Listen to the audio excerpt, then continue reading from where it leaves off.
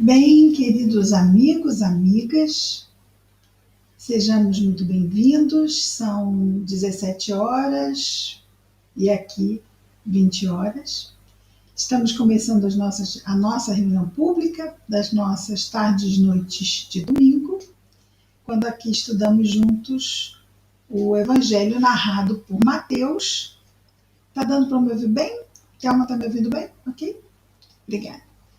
O Evangelho narrado por Mateus, que está no Novo Testamento, à luz da doutrina espírita.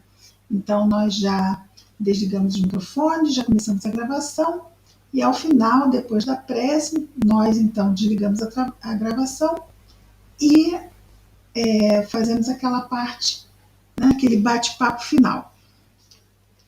Vamos começar com a mensagem inicial da noite de hoje, sempre lembrando que ela é aberta ao que se diz acaso, não é? Que nós sabemos não existir. É do livro Palavras de Vida Eterna, a mensagem é 137, cujo título é Crença. Crença.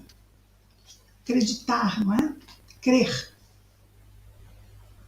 E o versículo destacado por Emmanuel são palavras de Tiago na sua segunda carta,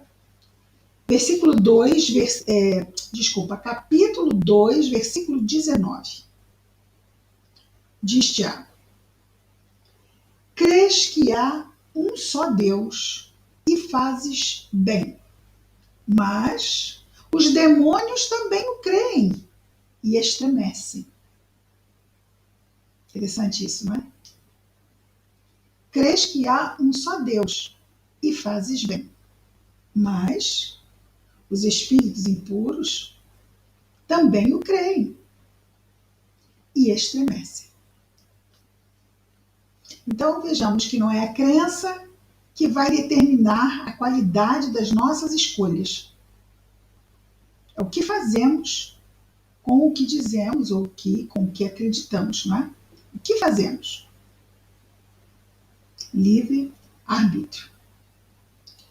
Emmanuel comenta dizendo o seguinte: alguns momentos de reflexão no Evangelho sacodem-nos o raciocínio para que venhamos a despertar no reconhecimento de nossas responsabilidades em matéria de crença. Aceleramos a cada passo a convicção iniludível, quer dizer, questionável, quanto à existência de Deus. Habitualmente enquadramos a vida mental a determinado tipo de interpretação religiosa a fim de reverenciá-lo, a Deus, através do modo que supomos mais digno. Sim, cada religião tem a sua forma. Construímos santuários para honrar-lhe a munificência, ou seja, a sua grandeza, a grandeza de Deus. Templos, igrejas, né, são construídos para honrar a grandeza de Deus. Pretendemos enobrecê-lo em obras de arte. Sabemos admirar-lhe a sabedoria, seja na grandeza do firmamento ou na simplicidade do chão. Certificamos-nos de que suas leis são inelutáveis, ou seja, estão aí inquestionavelmente para serem vividas por todos nós, não é? Para serem cumpridas, melhor dizendo. Então, certificamos-nos de que suas leis são inelutáveis desde as que foram estatuídas para somente... Não está bom essa leitura aqui, vamos voltar no início do parágrafo. Certificamos-nos de que as suas leis são inelutáveis, desde as que foram estatuídas para a semente, até as que traçam caminho às constelações. Então, tudo no micro e no macro está regido pelas leis de Deus. Articulamos preces de louvor ou de súplica, nas quais lhe endereçamos a Deus os anseios mais íntimos. Receitamos confiança em Deus para todos aqueles que ainda não conseguiram entesourá-la. Às vezes, chegamos até mesmo ao entusiasmo infantil dos que imaginam adivinhar as opiniões de Deus nisso ou naquilo. Todas essas atitudes nascem da pessoa que reconhece a imanência de Deus, sua existência. Entretanto, os espíritos perversos também sabem que Deus existe. Crença por crença, a crença nos planos superiores e a crença nos planos inferiores. Meditemos nisso para considerar que, acima de tudo, importa saber o que estamos fazendo de nossa fé. Excelente, vamos orar. Querido Mestre Jesus, obrigado, Senhor, por mais esta oportunidade de aqui podermos nos reunir em seu nome, Senhor Jesus, a fim de estudarmos a palavra que nos trouxeste, à luz da doutrina espírita. Ajuda-nos a melhor entendê-la, Senhor, a fim de melhor praticá-la. Abençoa nosso anjo guardião de todos nós aqui encarnados, nossas famílias, lares, afetos, todos os nossos irmãos de humanidade, Senhor, abençoa, em especial aqueles que neste momento estejam em sofrimento, Senhor. Graças a Deus. Muito bem. Na semana passada, nós vimos a missão dos 12. Aqui, 12, os 12 apóstolos, não é? E lá, no último versículo, é interessante porque na parte que vamos ver hoje vamos ver uma parte que tem como subtítulo ainda no capítulo 10, perseguições. Lembrando aqui que no último versículo da semana passada, o 16 do capítulo 10, Jesus nos diz, quer dizer, diz a todos nós, porque aqui estamos estudando, mas disse aos apóstolos: eis que vos envio como ovelhas no meio de lobos, sede prudentes como as serpentes e inocentes como as pombas. E nós estamos relembrando aqui porque o início do versículo 17, onde ele vai começar a falar, não é, aqui sobre as perseguições, ele começa falando de cautela. Lembramos que ele falou para que sejamos prudentes como as serpentes, prudentes, cuidadosos, cautelosos. Então ele começa dizendo: acautelai-vos dos homens, pois vos entregarão aos sinédrios e vos açoitarão nas suas sinagogas, e sereis conduzidos a governantes e reis por minha causa, em testemunho para eles e para os gentios. Aqui nós vamos ver que Jesus continua trazendo várias ideias curtas, algumas se conectam, outras são como um checklist, uma lista de cuidados, uma lista de apontamentos, uma lista sempre de verdades.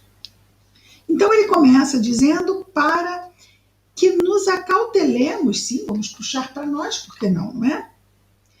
Acautelai-vos dos homens, pois vos entregarão aos sinédrios e vos açoitarão nas suas sinagogas, e sereis conduzidos a governantes e reis por minha causa, em testemunho para eles e para os gentios. Então vamos lembrar aqui que isto aqui acontece antes, é claro, da sua crucificação, antes do evangelho começar a ser pregado pelos apóstolos e discípulos, e que o número de cristãos começa a aumentar, e se Jesus foi morto para que a ideia morresse, nós temos lá no Evangelho segundo o Espiritismo, não é? Que se pode matar o homem, mas não se pode matar uma ideia, muito menos quando a ideia é verdadeira. Então, como a ideia é verdadeira, Jesus partiu e o cristianismo foi crescendo como um movimento e começou a ser perseguido. E tudo que Jesus diz aconteceu com os primeiros cristãos. Até que, enfim, o imperador do Império Romano estabelecesse o cristianismo como a religião oficial do Império Romano. É claro, ele sendo o mandatário maior dessa religião. Não é? Então, nada vem, porque afinal se mostrou o quê? Se mostrou, vamos dizer assim, algo que estava muito bem aceito e ele decidiu tomar para si. A essa época existiam mais de 300, isso já no século IV, existiam mais de 300 igrejas, cada uma trabalhando, vamos dizer, não é? Na divulgação do evangelho do seu jeito. Hoje nós vemos muitas igrejas assim na corrente, não sei, na linha evangélica, não é? Então existem igrejas independentes, uma da outra. Igreja disso, igreja daquilo, e assim era. No início era assim. Eram igrejas independentes uma da outra. E então o imperador reuniu e perguntou qual delas permitiria que, uma vez encampada, vamos dizer, pelo Império Romano, o colocasse como o maior posto dentro da igreja. Mais de 300. Vocês acham que teve uma que concordou? Claro que sim, né? Claro que sim, claro que sim. Claro que sim. E aí, o que aconteceu com as outras? Foram, Ana Vanessa, contundente, né, Vanessa? Foram convidadas, Ana Vanessa, foram convidadas gentilmente a se integrar. Falei entregar, foi um ato falho. A se integrar nessa nova igreja, que seria a igreja realmente, vamos dizer assim, verdadeira, cristã, e tomou o nome de católica, não foi? Igreja passou a se chamar Igreja Católica. E o que quer dizer Igreja Católica? Igreja Universal. Lembra alguma coisa? Não, né? Era a Igreja Universal. Mostrando o quê? Ela era universal, não era nem mundial, não era nem imperial, não era nem do império, não era do planeta. Podia aparecer uma outra linha cristã em Marte, porque o imperador romano encampou todo o universo. E estabeleceu, então, que a Igreja Católica era a única em todo o universo que poderia divulgar o Evangelho. Aí começaram os problemas, né? Até aí, até o campo das perseguições, nós temos os mártires, né? Aqueles que foram reconhecidos pela Igreja mesmo católica, né? Como os santos morreram martirizados, então mostraram uma fé enorme. E isso tudo para dizer que essa história inicial das perseguições, que Jesus sabia de tudo que ia acontecer. Aí, nós chegamos até a comentar aqui na semana passada, né? Passamos por um período de calmaria. Durante um bom período, a Igreja Católica, quer dizer, os católicos deixaram de ser perseguidos e se tornaram, infelizmente, em muitas ocasiões da história, não é? Esse movimento se tornou perseguidor, inclusive de outras crenças. Mas nós estamos voltando para um período onde essa mensagem de Jesus volta a ser atual. Impressionante, não é? Porque antes tínhamos uma referência dos cristãos primitivos. E é muito interessante porque a proposta do Espiritismo é remontar ao cristianismo primitivo. E aí, ficava pensando com os nossos botões.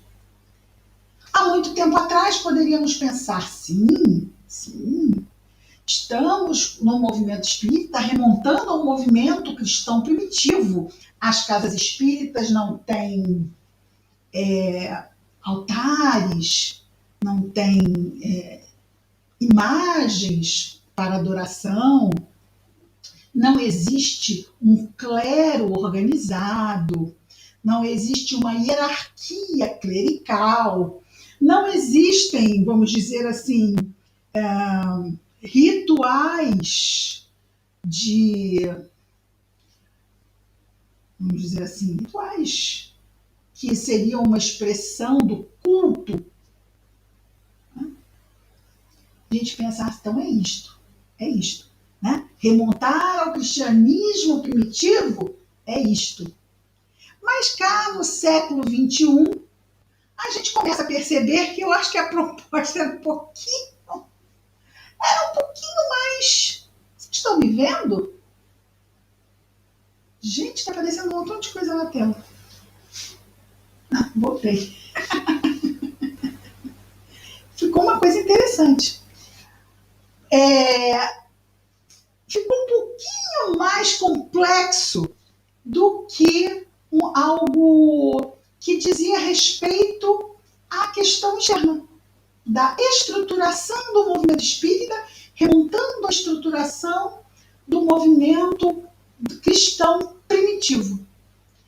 Mas lendo e estudando o Evangelho, nós começamos a perceber que o que ele fala sobre as perseguições é algo que está, alguma coisa assim, alguma coisa soa atual.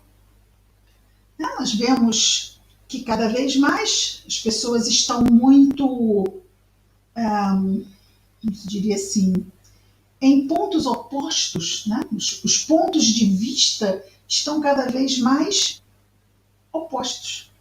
Não existe mais um ponto aqui, um ponto aqui, um ponto lá, um ponto cá, um ponto cá, pontinhos assim. Não, existem pontos aqui, existem pontos para cá. E isso faz com que o antagonismo possa ser levado de uma forma mais rude, mais agressiva até, né? Por ser assim, uma ideia para um lado, uma ideia para o outro. E sim, mas o que é que essas ideias do mundo atual têm a ver com o cristianismo? Vamos lá conversar com jovens. Quantos acreditam em Deus hoje em dia? Já fizeram algum esquete sobre isso? Já fizeram uma enquete? O que os jovens acham de Jesus? Sim, vamos encontrar jovens que acreditam, mas vamos pensar na quantidade que era há 100, 80, 50 anos atrás e os jovens de hoje. Porque os jovens de hoje serão os homens e mulheres que levarão o mundo amanhã, não é verdade? Os jovens de hoje serão os pais e avós de amanhã. Então, se hoje nós dizemos assim, tudo bem, meu filho, meu neto, não acredita em Deus, não acredita em Jesus nem nada, mas é uma boa pessoa. Até porque ele tem pais e avós como referência, não tem? É interessante porque foram criados por pessoas que têm esses valores. Mas e aqueles que eles vão criar? E que eles vão agregar o mundo de daqui a 100, 150, 200 anos? Por enquanto nós achamos que está tudo muito bem, não é? Por quê? Porque nós estamos aqui. Nossos pais estiveram aqui, nossos avós estiveram aqui. Mas na medida em que o mundo está mudando, e o mundo está mudando, e esses valores, e o que nós estamos falando, nós não estamos falando de política, nós estamos falando de valores. São valores. Valores, valores.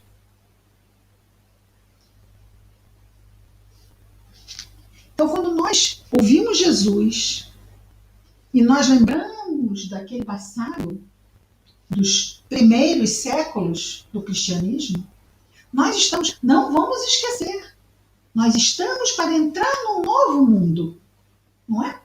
O mundo, estamos às portas do mundo de regeneração. Mas como, Cristina, você está acabando de dizer que está havendo um movimento crescente de descrença? Qual o problema? Ou nós achamos que açaí é baratinho? Nós achamos que... Lembra da mensagem inicial? Vamos ler aqui só o trechinho final. Entretanto, os espíritos perversos, diz Emmanuel, também sabem que Deus existe. Também sabem que o mundo vai mudar. Sabem de tudo. Nada do que está acontecendo está fora do conhecimento e do controle de Deus. Nada. Todos aqueles que... Porque uma coisa é, a gente pensa assim, mas espera aí, Cristina, você está falando então que daqui a 150, 200 anos, eu acho que nós já vamos ter chegado aonde queremos chegar antes disto. Então vai haver o quê?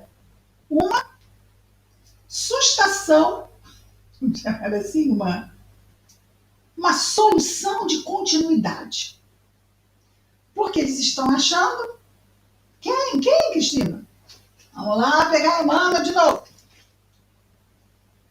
Os espíritos perversos também sabem. Aberto ao acaso hoje, né? Pegou isso, né? Os espíritos perversos também sabem que Deus existe. Crença por crença. A crença nos planos superiores e a crença nos planos inferiores. E até porque eles sabem, eles estão nessa ação de tentar desmontar os valores morais da civilização para tentar o quê? Fazer com que aquilo que tem que acontecer, porque é a vontade de Deus, na lei do progresso, não aconteça. Mas vamos ouvir Jesus. Cristina fala muito, a gente veio para ouvir Jesus.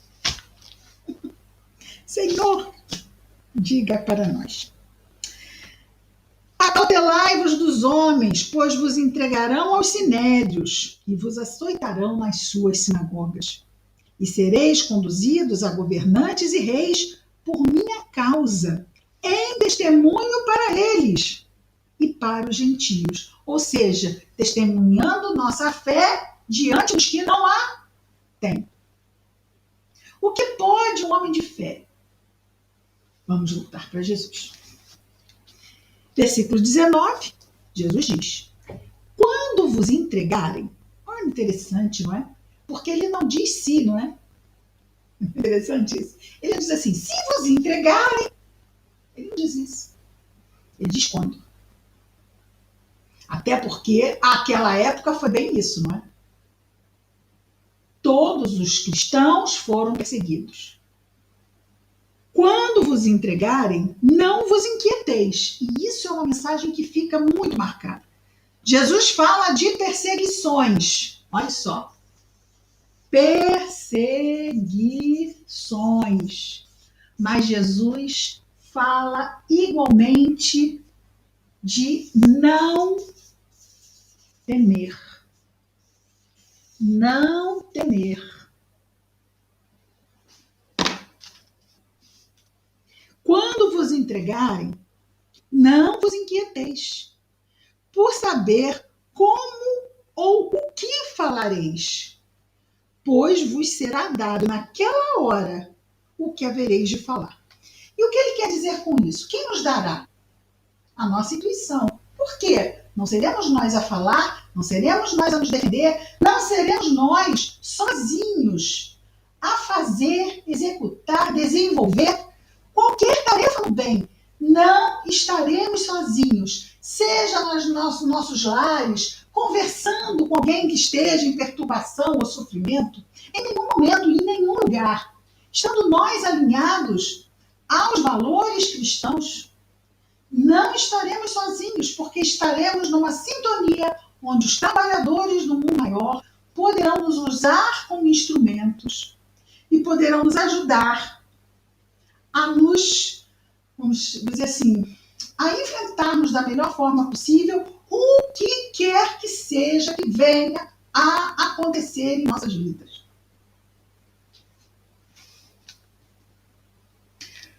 E ele complementa dizendo que naquela hora, então, que vos será dado o que havereis de falar. Pois não sois vós os que falam, mas o Espírito do vosso Pai falando em vós. Então, daí, essa intuição, não é?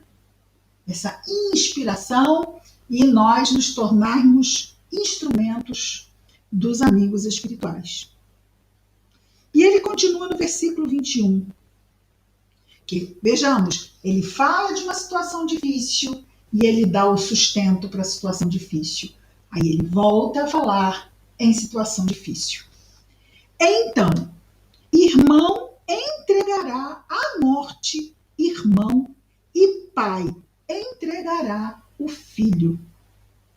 Filhos se levantarão contra genitores e os matarão. E sereis odiados por todos, por causa do meu nome. Mas, e eu gosto muito dessa fala de Jesus, quem perseverar até ao fim, esse será salvo. No versículo 23 ele diz, quando vos perseguirem, e de novo ele não diz se, quando vos perseguirem nesta cidade, atenção agora, fugir para outra. Então é interessante, não é? Por que ele diz fugir? Porque os perseguidores não são amantes da paz e da concórdia, não é? Os perseguidores, eles vêm com violência. E se ficarmos para nos defendermos, provavelmente haveremos de agir com violência, não é? Então, é muito interessante, porque é exatamente isso, não é? Diante de um perigo, nós temos dois impulsos: enfrentar ou fugir. E ele nos recomenda fugir. Então, se há uma necessidade do outro de perseguir e ser violento, não há necessidade de nós ficarmos para nenhum tipo de suplício desnecessário, porque isso tudo já é certo suplício. Mas ele diz, se chegar, fugir. Naquela cidade não está dando, fugir. Se vos perseguirem nesta cidade, fugir para outra. Pois, amém, ou seja, em verdade vos digo, que não terminareis as cidades de Israel até que venha o Filho do Homem. Porque a gente pensa assim, mas espera aí, vou fugir até quando? Nós vamos ter essa situação até quando? Porque nós fugimos, não fugimos? Nós fugimos de combate e enfrentamentos o tempo todo. Porque são provocações, não são? É um jovem que vem discutir que meu corpo, minhas regras, e sim, a mulher que não quer o seu bebê pode, deve abortar. Não é verdade? Você vai falar com essa pessoa sobre o valor da vida, sobre... Ela vai ouvir? Ela já está aqui com os seus valores, ou desvalores. E você está aqui com os valores morais.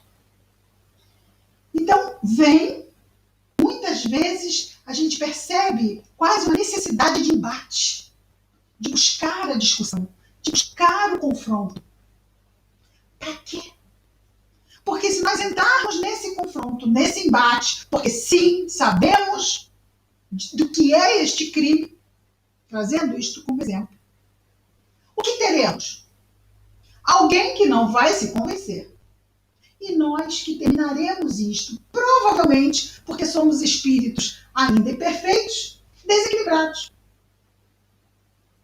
tensos, irritadiços, contrariados, não é?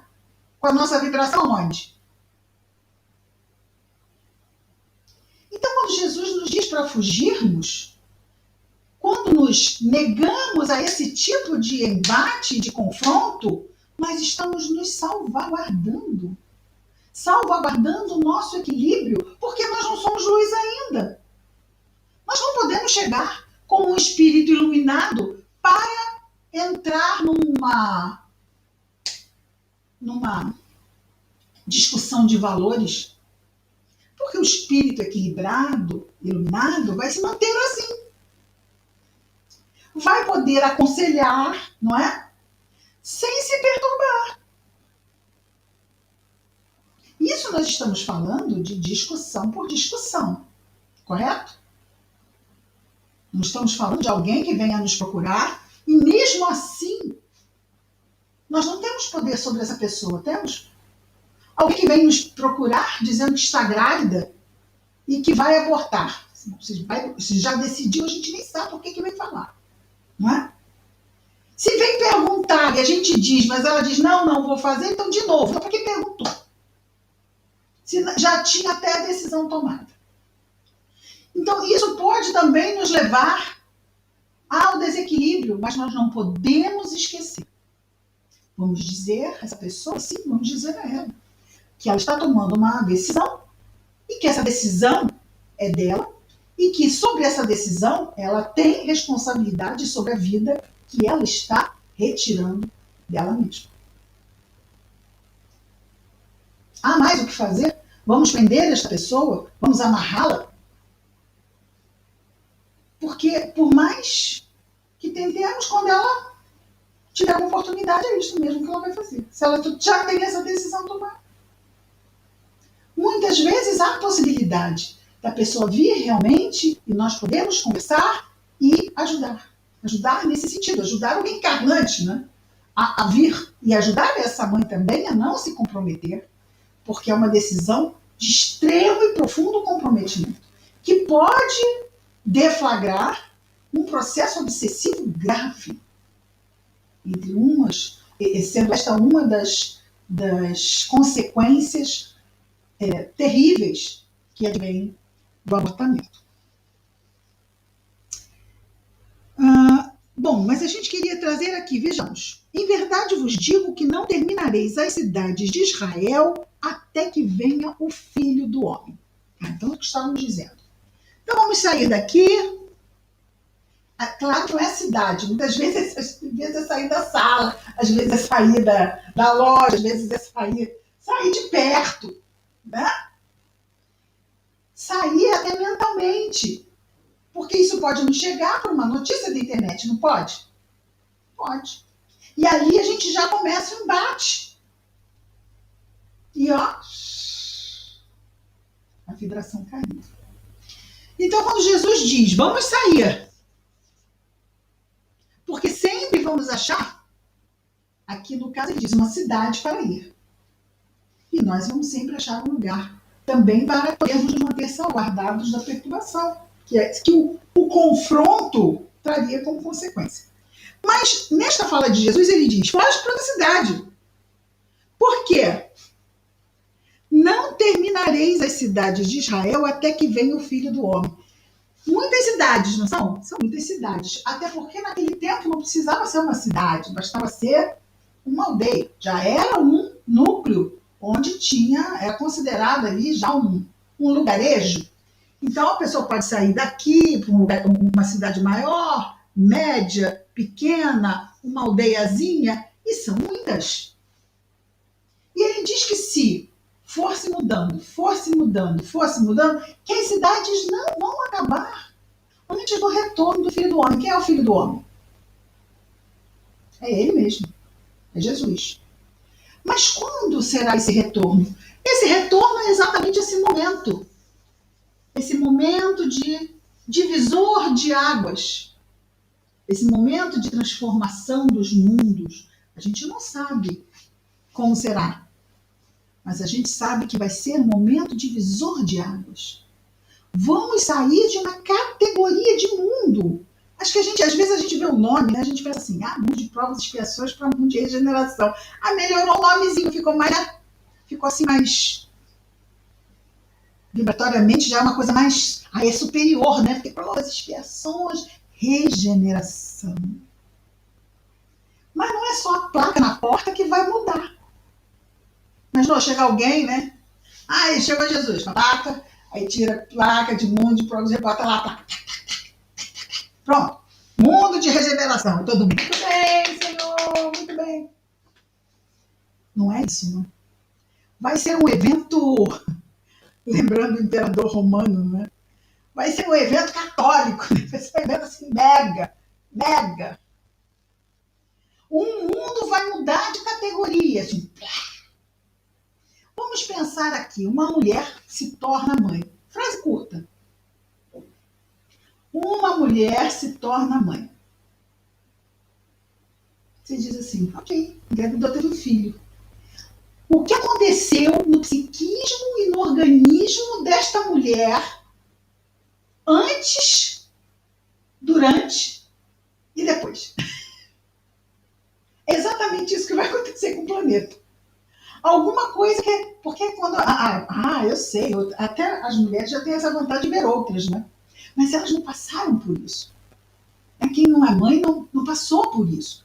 Não viu esse estado escatológico, porque é alguma coisa muito inenarrável que acontece no nosso corpo, o que acontece na nossa mente durante a gravidez e depois. É tudo muito, que não dá nem para falar o que é, que só quem viveu que sabe. A mesma forma, a mudança, quer dizer, mesma forma, guardadas as devidas proporções da mudança do planeta. A gente fala, parece uma coisa assim, ok, provas e expiações para regeneração, claro. Os espíritos que não tiverem vibração para ficar, vão ser mandados para outro mundo. E a gente fala isso como se fosse todo mundo entra lá na linha 2 do metrô, né, e vai para outro lugar, como se fosse uma coisa simples. Não é. Vejamos que quando, há mais de 3.000 anos atrás, Moisés recebeu os 10 mandamentos, já estávamos vivendo todo esse processo que vai culminar nessa mudança. E isso, 3.000 anos é pouco, não é? Mas isto vai chegar num momento que é exatamente esse momento, não é? Que não será 3.000 anos, será condensado em, talvez, algumas poucas décadas dessa transformação, que as pessoas pensam assim, vai ser no ano tal. É um processo, né? Não vai ser nem no dia tal, nem no ano tal. Vai englobar, provavelmente, um grupo bom de anos. Não 3.000, mas talvez algumas boas décadas ali envolvidas. Sabemos, inclusive, que já botamos o pé nisso, não é? Já botamos o pé nisso. E é por isso que nós estamos vendo exatamente isto. Estamos vendo. Por quê? O Taraema, o termo que ele usa, os espíritos perversos também sabem. Então é isso que nós vemos, esse desespero pelo domínio, pela hegemonia, pela submissão que nós estamos vendo hoje em dia, né, de povos e ideias, é esse desespero, porque tudo que nós estamos vendo no plano encarnado, até já acho que chegamos a falar isso aqui semana passada, não é? Quem está dirigindo? É o plano desencarnado. Quando Kardec pergunta, influenciam os espíritos em nossos pensamentos e atos? Muito mais do que podeis imaginar. De ordinário, são eles que vos dirigem. Tanto para o bem, quanto para o mal. Tanto para o equilíbrio, quanto para a perturbação. Certo? Aí podemos pensar, e essas pessoas que estão sendo usadas para desacreditar que existe isso, né? Elas haverão um momento onde elas serão esclarecidas. E muito provavelmente, a maioria absoluta delas, quando for esclarecido, o que quer dizer esclarecido? É quando a luz chega. Esclarecer. Trazer a luz. E a luz é a verdade. Então, quando a verdade vem, faz-se a luz, as trevas e sombras da ignorância se desfazem e as pessoas têm muito mais discernimento para fazer suas escolhas. Voltemos a Jesus, versículo 24. E ele nos diz assim: o discípulo não está acima do mestre, nem o servo acima de seu senhor. Então ele fala aqui do discípulo e fala do servo. O discípulo tem um mestre, o servo tem um senhor. O senhor e o mestre é Jesus. O discípulo e o servo somos nós. Quando assim decidimos ser. Porque ninguém vai nos intimidar ou forçar ou induzir a que sejamos discípulos ou servos. Essas posições têm que ser assumidas de livre e espontânea vontade, porque um benefício não pode ser imposto. Um benefício tem que ser e vir em decorrência da escolha do beneficiado. O discípulo não está acima do mestre.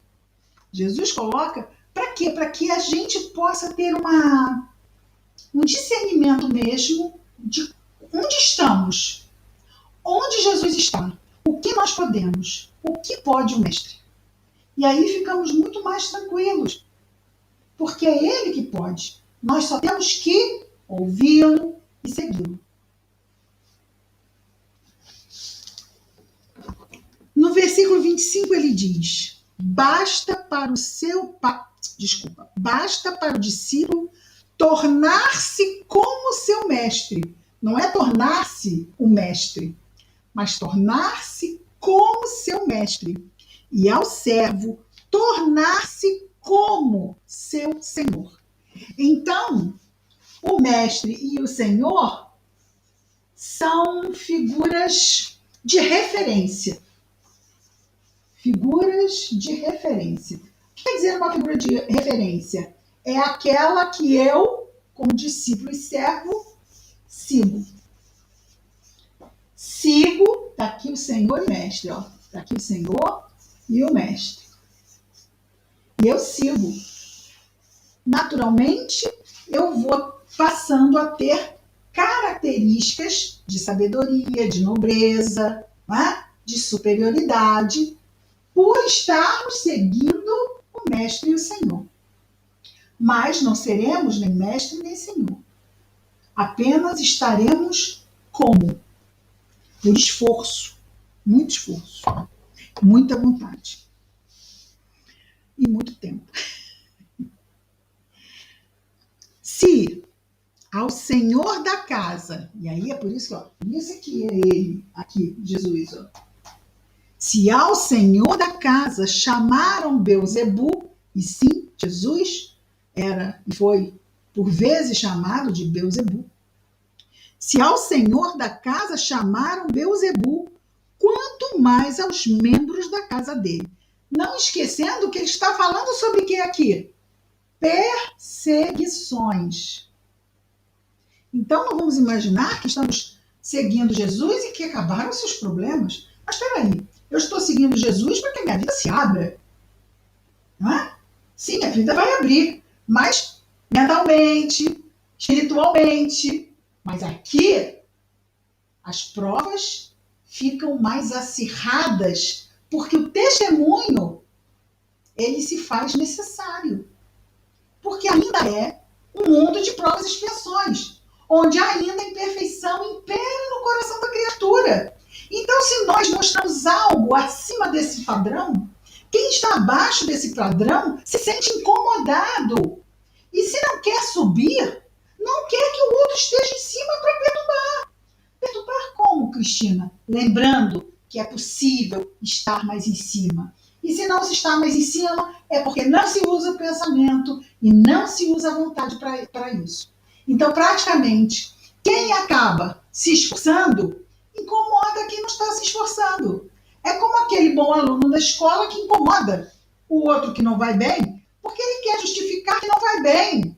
Por quê? Porque a escola não é boa, porque o professor não ajuda. Mas peraí, tem colegas seus que estão muito bem, obrigado. E pronto, e agora? Fala o quê? Perdi meus argumentos.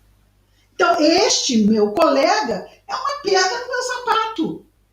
Porque eu podia justificar, mas ele não está colaborando.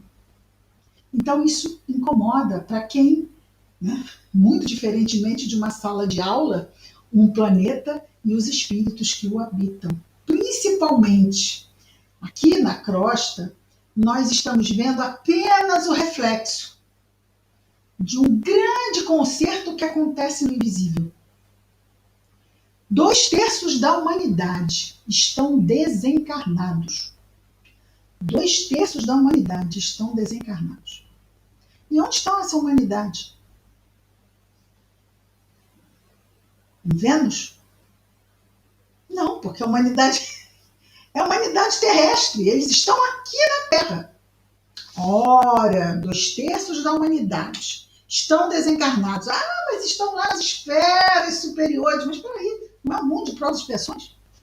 Então, se a maior parte da humanidade da Terra ainda tem a imperfeição a dominar-lhe, onde estão a maior parte desses 2/3 desencarnados? Estão acima do umbral ou estão no umbral? Estão no umbral. Se não tiver mais para baixo, um pouquinho. Estão aí. É gente abessa, não é? Quando Jesus diz orai e vigiai para não cair em tentação, é um conselho de ouro. Porque se nós não estivermos muito atentos, nós podemos sintonizar com um vício moral nosso ainda não corrigido suficientemente e ser esse vício moral uma pedra de tropeço. Seja ele o medo, seja ele a irritação, seja ele a reclamação, seja ele a indignação, seja ele a mágoa e o ressentimento. Tudo isto faz baixar a nossa vibração. E baixando a vibração, vem o povo oportunista para tentar nos fazer cair. Então, nós recebemos o tempo todo, principalmente porque quando buscamos, percebemos como a espiritualidade tenta nos ajudar. Se a gente pegar como hábito abrir uma mensagem, todo dia o anjo da guarda vai conversar conosco. Todo dia. Vai nos aconselhar sobre aquele exato ponto que nos agasta naquele momento. Vai buscar nos orientar, vai nos pedir reflexão. Então, eles estão para nos ajudar.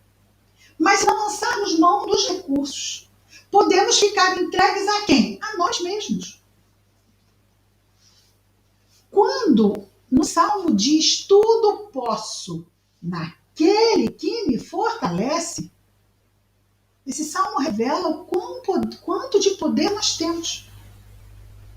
Então nós precisamos nos aliar às forças do alto para nos tornarmos mais fortes.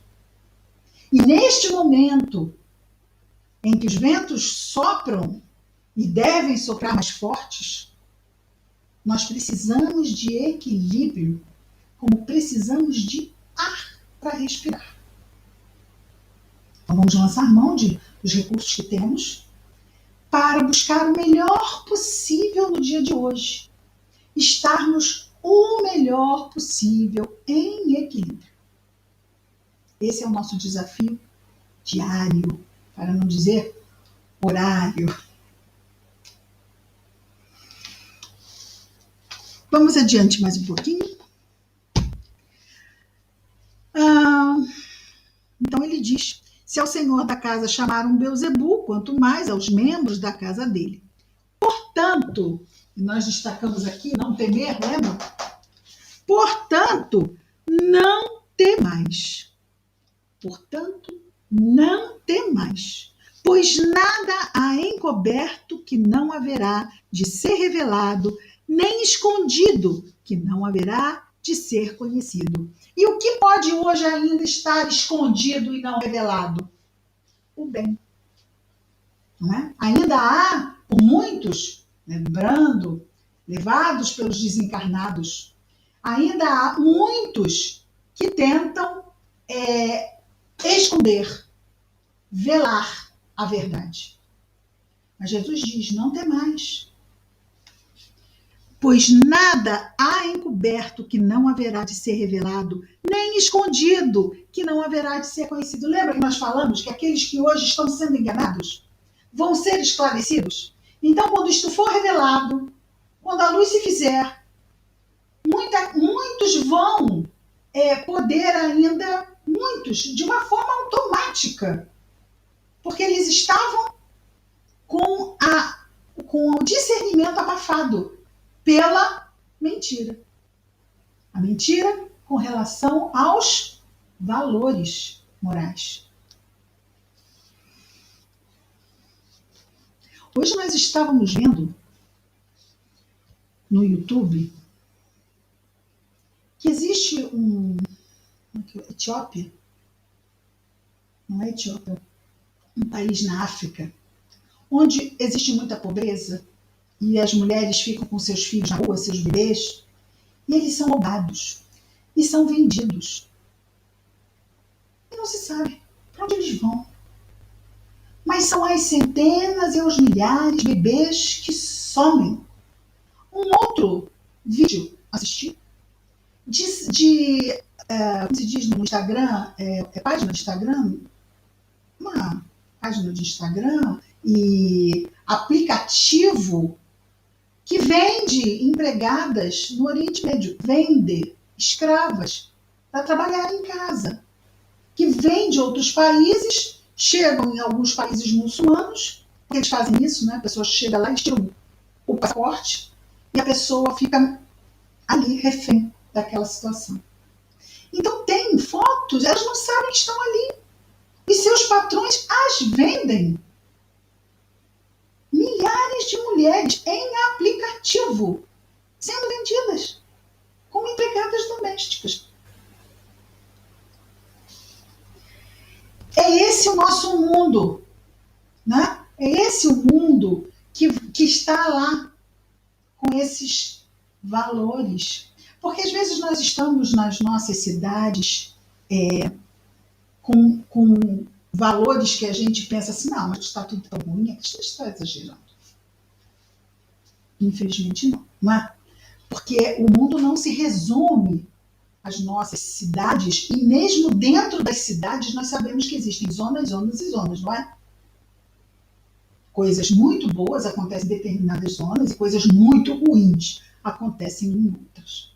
E assim também pelo mundo afora. E nós vamos terminar aqui hoje. Vou voltar só para o encoberto, porque ele vai continuar falando sobre treva e luz. Então eu vou repetir aqui o 26, mas só para ler. Está aqui, só ler. Vamos começar mesmo no 27. Muito bem. Então hoje nós vimos do versículo 17 do capítulo 10 ao versículo 26. Vamos orar.